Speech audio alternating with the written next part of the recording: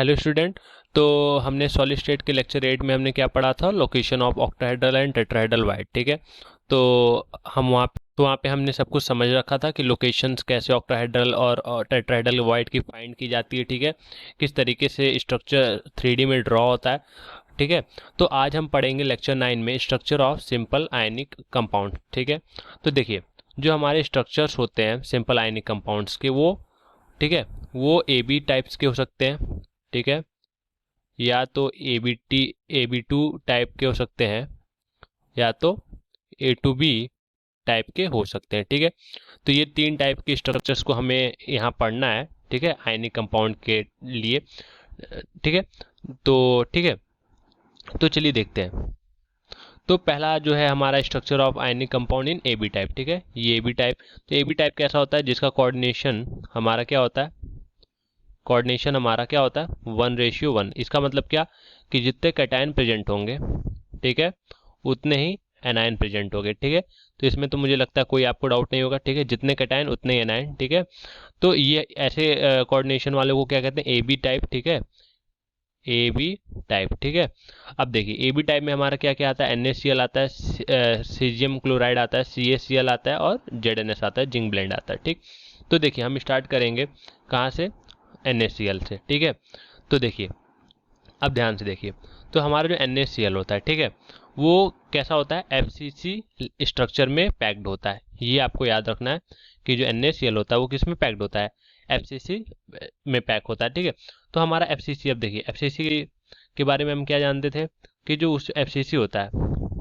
ठीक, उसमें हमारे एटम्स कहाँ प्रेजेंट होते हैं, कॉर्नर पे, और कहाँ प्रेजेंट होते हैं, फेस पे। ठीक, और हमने पढ़ रखा था कि FCC में हमारे जो वाइट्स होते हैं, वाइट्स कहाँ पे होते हैं, एज पे होते हैं और डायगोनल पे होते हैं। ठीक, एज पे होते हैं और डायगोनल पे होते हैं। ठीक है, तो अब देखिए अब यहाँ पे ये हमारा स्ट्रक्चर किसका बन के आ रहा है, NaCl का। ठीक है, तो देखिए इसमें हमारा Na का जो साइज होता है वो क्या होता है, हमारा छोटा होता है।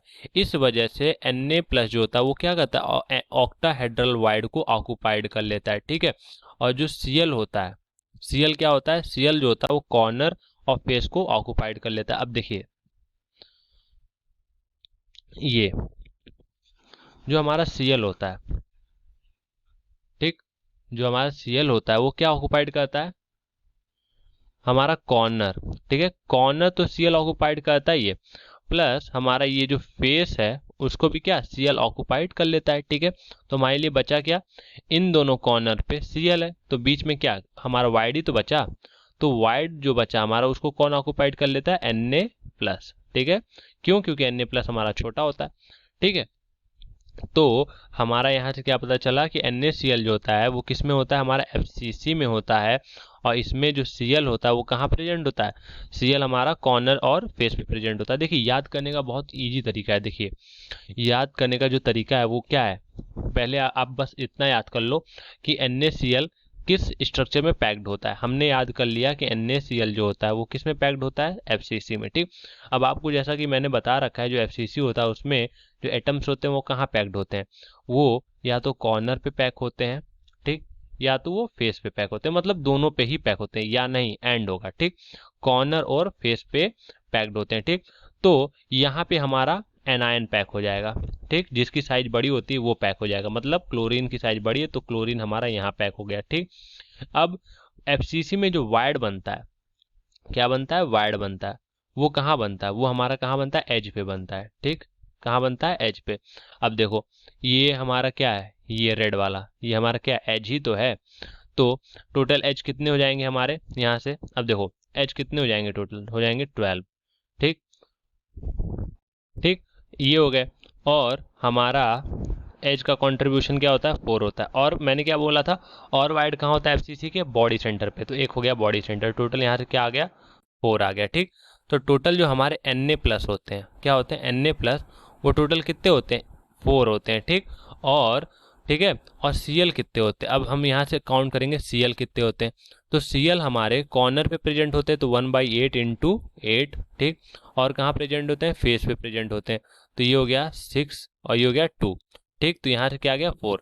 तो ये देखिए थर्ड वाला, यहाँ क्या लिखा है, a unit cell contain 4 NaCl unit, मतलब कि जो एक यूनिट सेल होता है वो हमारा कितना NaCl कंटेन करता है, 4 NaCl कंटेन करता है। ये याद रखने वाली बात है। ठीक ठीक है। अब इसमें अगर सिंपली देखा जाए तो देखिए, हमारा जो जेड होता है, जेड का वैल्यू एफसीसी के लिए क्या होता है, 4 होता है। ठीक, तो मैंने क्या बताया था कि एफसीसी के लिए हमारा एक यूनिट सेल में टोटल कितने एटम पैक होते हैं, 4। तो सिंपल सी बात है, तो हमारा यहाँ पे NaCl क्या है, NaCl हमारा एटम ही तो है, यहाँ मॉलिक्यूल ही तो है। तो हमारा NaCl टोटल कितना पैक हो जाएगा, 4 NaCl हमारा पैक हो जाएगा। अगर ये BCC होता तो 2 NaCl पैक होता, अगर ये सिंपल क्यूबिक होता तो 1 NaCl पैक होता। ठीक, तो यहाँ से क्या दे रखा है कि a unit cell contain 4 NaCl unit. ठीक है। अब यहाँ पे बोला कोऑर्डिनेशन नंबर 6 है। ठीक है, 6:6 है। इसका क्या मतलब, क्या मैंने बताया था अभी कि यहाँ मैंने क्या बताया था, मैंने अभी बोला कि जो Na+ होता है वो कहाँ प्रेजेंट होता है, ऑक्टाहेड्रल वाइड पे। ठीक है, ऑक्टाहेड्रल वाइड पे मतलब कि जो Cl होगा उसको NaCl कितनी तरफ से घेरा होगा, हमारा 6 डायरेक्शन से। कितने डायरेक्शन से, 6। क्यों, क्योंकि जो ऑक्टाहेड्रल होता है वो क्या होता है, 6 स्पेयर से घेरा होता है। ठीक है, 3 1 4 1 5 1 6। ठीक, तो 3 3 6, तो टोटल NaCl कितने घेरे होंगे Cl को, 6। और Cl NaCl को कितने तरीके से घेरा होगा, ठीक, 6 तरीके से। ठीक है, अब देखो ये 6:6 का मतलब ये हुआ कि NaCl के आजू बाजू जो टोटल हमारे Cl होंगे वो कितने होंगे, 6 होंगे, और Cl के आजू बाजू जो हमारे Na होंगे वो कितने होंगे, 6 होंगे। तो दोनों के आजू बाजू हमारे जो टोटल स्पीयर्स होंगे वो कितने होंगे, 6 होंगे। मतलब इसका क्या मतलब है, कोऑर्डिनेशन नंबर 6:6 का, इसका ये मतलब हुआ कि हमारा जो Na है उसके सराउंडिंग में कुल 6 क्लोरीन उसको सराउंडेड किए हुए हैं। ठीक है, घेरे हुए हैं। और जो हमारा Cl नेगेटिव है उसके आजू बाजू कितने हैं, उसके आजू बाजू हमारे NaCl Na+ आयन कितने हैं, 6 हैं। ठीक, जब दोनों ही 6 हैं तो यहाँ पे हो गया 6:6। ठीक है, तो इसलिए उसका कोऑर्डिनेशन नंबर आ गया 6। ये तो हमने पढ़ रखा है NaCl के बारे में। NaCl में हम क्या देखें, NaCl में हम देखें कि NaCl जो होता है वो FCC स्ट्रक्चर में पैक्ड होता है, जिसमें से जो है उसका कॉर्नर होता है और फेस होता है वो कौन ऑक्युपाइड किया रहता है, क्लोरीन। क्यों वो किया रहता है, क्योंकि उसकी साइज बड़ी होती है। Na+ क्या ऑक्युपाइड कर लेता है, वो सारे ऑक्टाहेड्रल वाइड ऑक्युपाइड कर लेता है। ठीक ठीक है, फिर उसके बाद कह रहा है कि यूनिट सेल कंटेन 4 NaCl, एक unit cell 4 unit cell contain करता है, 4 NaCl कंटेन करता है। क्यों, क्योंकि NaCl क्या होता है, FCC में होता है। फिर कोऑर्डिनेशन नंबर 6 समझा उसके बारे में। ठीक है, फिर कह रहा है कि सिमिलर कंपाउंड। अब देखो सिमिलर कंपाउंड के बारे में जानते हैं, पहले हम इसे थोड़ा इरेज करेंगे। ठीक है, हम इसे थोड़ा इरेज करेंगे। क्यों, क्योंकि इसमें हम जानेंगे एक्सेप्शंस के बारे में। ठीक, क्या जानेंगे, एक्सेप्शंस के बारे में। तो देखिए ये बोल रहा है कि हैलाइड ऑफ एल्किल जो मेटल्स होते हैं वो होते हैं। ठीक, तो इसमें इसमें सीजियम का जो हैलाइड होता है वो नहीं शामिल होता है। किसका, सीजियम का जो हैलाइड होता है वो काउंट नहीं किया जाता। वो सीजियम के हैलाइड को छोड़ के बाकी सारे जो हैलाइड होते हैं वो सिमिलर कंपाउंड देते हैं। क्यों, देख लीजिए आप, एक सीजियम क्लोराइड जो है वो क्या दे रहा है, BCC अरेंजमेंट दे रहा है। ये क्या दे रहा है, FCC अरेंजमेंट दे रहा है। ठीक, तो देखिए, और दूसरा क्या बोला, ऑक्साइड और sulphide of alkaline earth metal जो होते हैं वो भी हमारे NaCl जैसे स्ट्रक्चर बनाते हैं। ठीक, इसको छोड़ के, हमारे BeS को छोड़ के। ठीक, अब BeS किसको काउंट करता है, BeS जो होता है वो हमारा A2B टाइप का होता है। ठीक, A2B टाइप का होता है, इस वजह से ये A2B टाइप का शायद होता है कि, हाँ A2B टाइप का होता है। ठीक है, और जो हैलाइड ऑफ सिल्वर होता है, ठीक, हैलाइड ऑफ सिल्वर वो भी हमारा कैसा देता है, NaCl जैसा देता है। किसको छोड़ के, AgI को छोड़ के। ठीक, AgI को छोड़ के बाकी जो हैलाइड होते हैं जैसे कि AgCl, AgBr, ये क्या होता है, ये हमारे NaCl जैसा स्ट्रक्चर देते हैं। तो ये तो हमारे होंगे सिमिलर कंपाउंड। ठीक है, अब दूसरा क्या बोल रहा है, AB टाइप में जो दूसरा कंपाउंड हमारा है वो क्या है, सीजियम क्लोराइड। ठीक है, अब इसमें देखिए, अब इसका जो अरेंजमेंट होता है, इसका अरेंजमेंट कैसा होता है, BCC होता है। ठीक है, अब BCC का क्या मतलब है, BCC का मतलब है कि यहाँ पे जो एटम्स होंगे वो कॉर्नर पे प्रेजेंट होंगे और बॉडी डायगोनल पे प्रेजेंट होंगे। ठीक है, तो देखो यहाँ पे क्या होता है, जो CS होता है और क्लोरीन होता है, ठीक, वो क्या होता है 8 क्लोरीन और 8 CS से घिरे होते हैं। ये तो अलग बात है। ठीक, ये तो हमारा नेक्स्ट पॉइंट हो गया। उससे पहले क्या जानेंगे हम कि कॉर्नर पे कौन सा प्रेजेंट होता है और BD पे कौन सा प्रेजेंट होता है। तो देखिए जैसा कि हम जानते हैं कि जो CS का हमारा जो CS होता है वो उसकी साइज बहुत बड़ी होती है। ठीक है, वो एल्कली मेटल में सबसे नीचे आता है। ठीक है, तो CS की जो साइज होती है वो बहुत बड़ी होती है। इस वजह से वो कहाँ ऑक्यूपाइड होता है, बॉडी डायगोनल पे। ठीक, क्योंकि बॉडी डायगोनल की जगह पे स्पेस ज़्यादा खाली होती है। ठीक है, लार्ज स्पेस, ठीक है, लार्ज स्पेस एम्प्टी। ठीक है, इस वजह से CS वहाँ जाके ऑक्यूपाइड कर लेता है। ठीक है, फिर अब Cl जो है, Cl थोड़ा उसके कंपेरिजन में छोटा है, तो वो क्या कर लेता है, वो कॉर्नर पे ऑक्यूपाइड कर लेता है। ठीक, तो इस वजह से, ठीक है, इस वजह से हमारा वो क्या बना देता है, BCC अरेंजमेंट बना देता है। और बोल रहा है कि CS आयन जो है, सीजियम आयन जो है वो क्या करता है, वो 8 क्लोरीन आयन से घिरा होता है, और जो क्लोरीन आयन होता है वो 8 सीजियम आयन से घिरा होता है। ठीक, मतलब यहाँ पे जैसे आप स्ट्रक्चर में देख पा रहे हो, एक सीजियम आयन कितने टोटल क्लोरीन आयन से घिरा हुआ है, 8। और जब आप इसके अगल बगल टोटल, अब ये देखिए ये हमारा क्या है, क्लोरीन आयन। ठीक, अब जब आप टोटल आप अगल बगल इधर यूनिट सेल इधर यूनिट सेल, टोटल जब 8 यूनिट सेल सेलेक्ट करोगे तो पता चलेगा कि ये जो क्लोरीन आयन इकलौता है ये वाला, वो खुद भी 8 सीजियम आयन से सराउंडेड है। किससे, 8 सीजियम आयन से सराउंडेड है। अब इस स्ट्रक्चर को देखने के लिए क्या करना पड़ेगा, आपको 8 यूनिट सेल बनाने पड़ेंगे ऐसे करके, ये ठीक, ये ऐसे अगर बनाओगे तो यहाँ वाला जो एरो है, ठीक है, ये जो क्लोरीन है, यहाँ वाला क्लोरीन पता चलेगा कि देखिए ये चारों तरफ से यहाँ घिरा हुआ है, और 2 आगे और 2 पीछे। ठीक, तो कुल हो गए 8। ठीक है, तो इस तरीके से जब घिरा रहेगा तो एक एक जो हमारा यहाँ पे कॉर्नर है वो क्या है, खुद क्लोरीन आयन भी हमारा 8 सीजियम आयन से, किससे, 8 CS प्लस आयन से हमारा सराउंडेड है। ठीक है, इस वजह से इसका जो कोऑर्डिनेशन नंबर आता है दोनों का ही 8:8 आता है। ठीक, अब यहाँ पे जो यूनिट सेल हुआ वो कितना हो जाएगा, a unit cell contain 2 CSCl unit. ठीक है, मतलब सीजियम क्लोराइड जो होता है एक यूनिट सेल में 2 ही यूनिट होता है। क्यों, क्योंकि ये हमारा BCC स्ट्रक्चर है, और BCC स्ट्रक्चर में n की वैल्यू क्या होती है, 2 होती है। मतलब n = 2 का मतलब एक यूनिट सेल जो होता है वो केवल 2 स्पीयर को कंटेन कर सकता है। तो यहाँ पे इसी वजह से CSCl के 2 ही स्पीयर कंटेन होंगे। ठीक, क्यों, आप ऐसे भी देख सकते हो, देखो इसकी कंट्रीब्यूशन क्या होता है, बॉडी सेंटर का ये होता है, और कॉर्नर का क्या होता है, ये होता है। तो टोटल हमारा 2 आ गया। ठीक, इस तरीके से।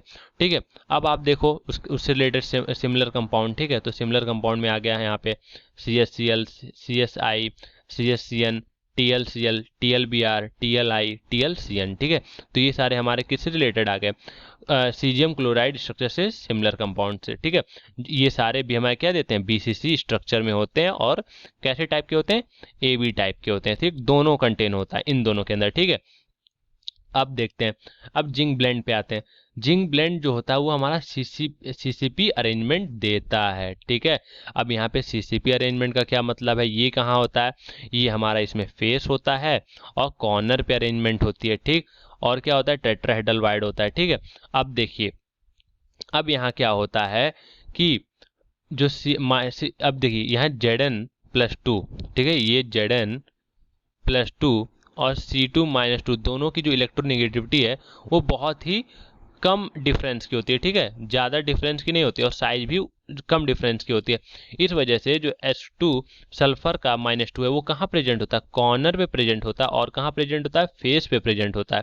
और Zn+2 है, साइज बड़ी होने के कारण क्या होता है, वो डायगोनल, बॉडी डायगोनल के 1/4, ठीक है, अल्टरनेटिव, वो क्या करता है, जैसे ये यहाँ से यहाँ तक बॉडी डायगोनल है। ठीक है, ये हमारा A to B, जैसे आप इसको ले सकते हो, ये हमारा A है और ये हमारा B है। ठीक, यहाँ से लेके यहाँ तक। ठीक, तो ये हमारा बॉडी डायगोनल है। ठीक ठीक, तो यहाँ पे क्या हुआ, अब इन दोनों के बीच में यहाँ पे Zn+2 कंटेन करता है अपने आप को। ठीक है, और फिर क्या कह रहा है, it is at alternative tetrahedral void, मतलब कि जो हमारा ये होता है, ये बीच वाला क्या होता है, बीच वाला हमारा बॉडी डायगोनल होता है। ठीक, और इधर और इधर वाला क्या होता है, ये होता है हमारा टेट्राहेड्रल वाइड। मैंने प्रीवियस लेक्चर में बताया था, अगर आपको कंफ्यूजन है तो आप प्रीवियस लेक्चर एक बार विजिट करें, ठीक है।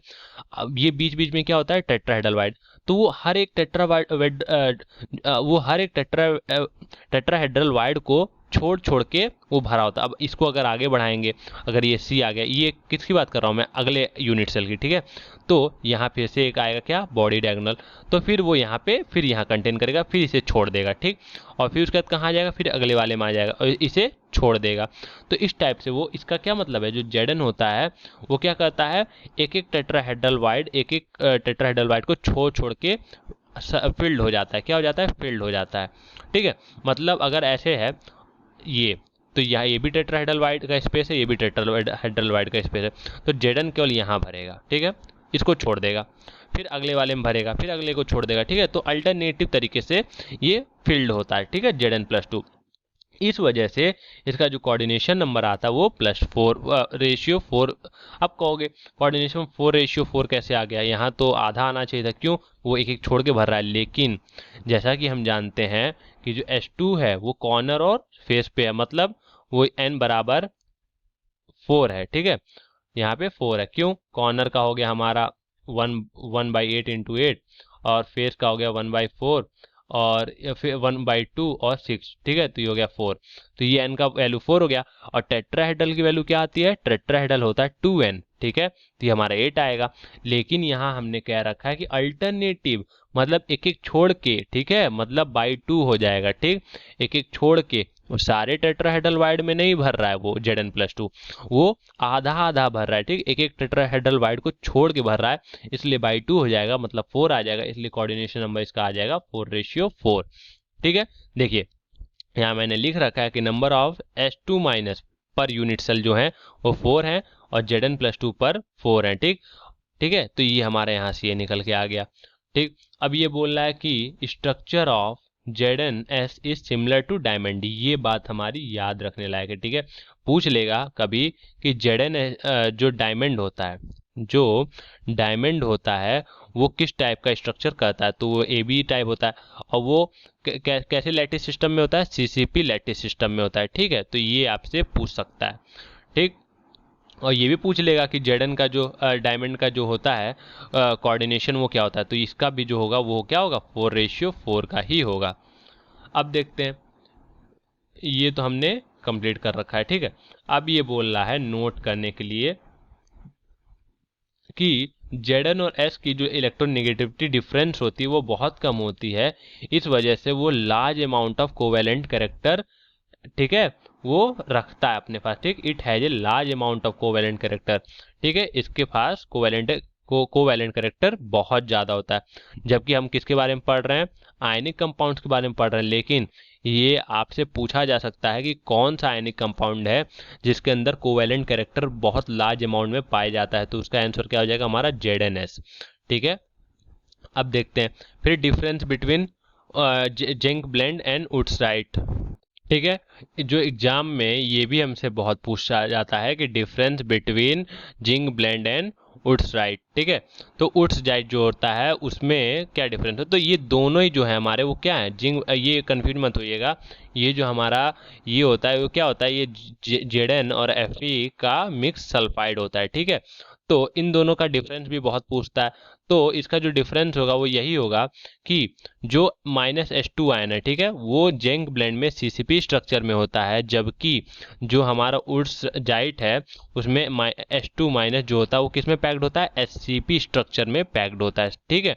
अब सिमिलरिटी क्या है, सिमिलरिटी यही है कि दोनों में ही Zn+2 जो होता है वो क्या करता है, अल्टरनेटिव टेट्राहेड्रल वाइड को ऑक्युपाइड करता है, ठीक। तो ये हमारा हो गया सिमिलरिटी, ठीक है। तो अब आते हैं हम structure of the ionic compound of AB2 type, ठीक है। तो AB2 टाइप में आपको एक ही कंपाउंड मिलेंगे, कौन सा है वो हो जाएगा हमारा CF2, ठीक है, कैल्शियम फ्लोराइड, ठीक है।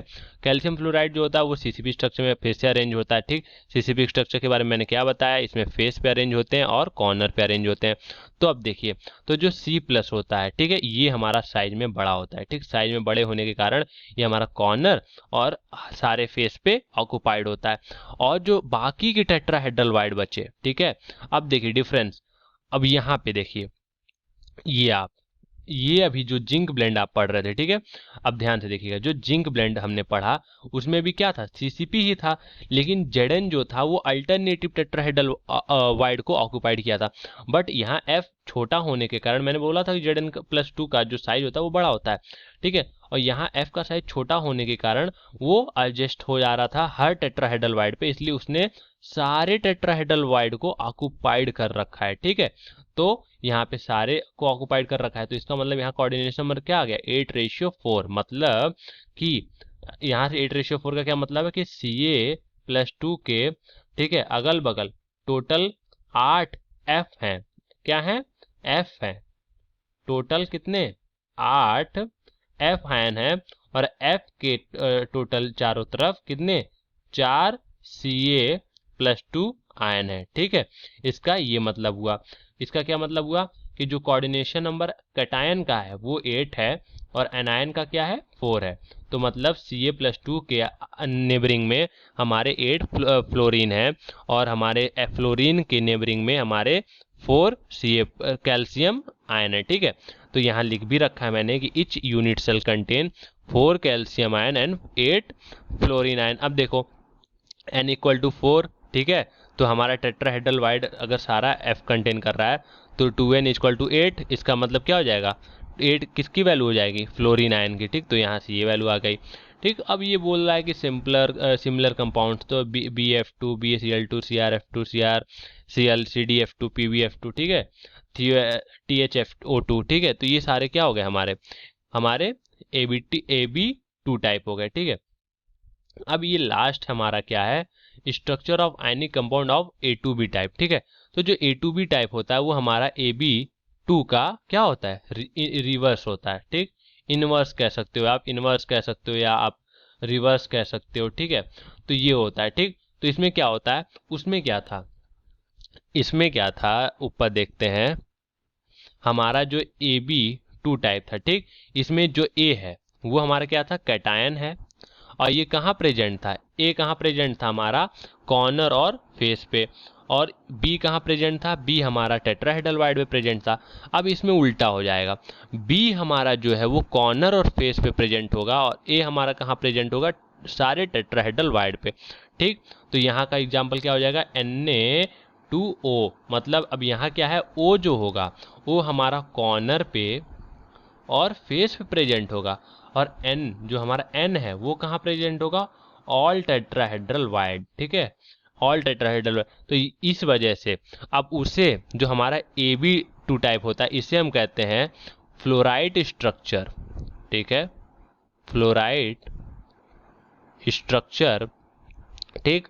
और जो A2B टाइप होता है वो इसका इनवर्स होता है, इस वजह से हम इसे क्या कहते हैं, these compound are called anti fluoride structure, ठीक है। इसी वजह से ये क्वेश्चन में भी पूछा जाता है कि which type of compounds are called anti fluoride structure, तो कहोगे आप A2B टाइप स्ट्रक्चर, ठीक है। तो ये हो गया हमारा। अब यहाँ बोल रखा है देखो कि Na+ आयन जो होता है वो ऑल टेट्राहेड्रल वाइड ऑक्युपाइड करता है, और जो O आयन होता है वो क्या करता है, कॉर्नर और सेंटर ऑफ फेस होता है, तो इसका कोऑर्डिनेशन नंबर भी रिवर्स हो जाएगा, उसका क्या था 8:4, तो इसका क्या हो जाएगा 4:8, ठीक है।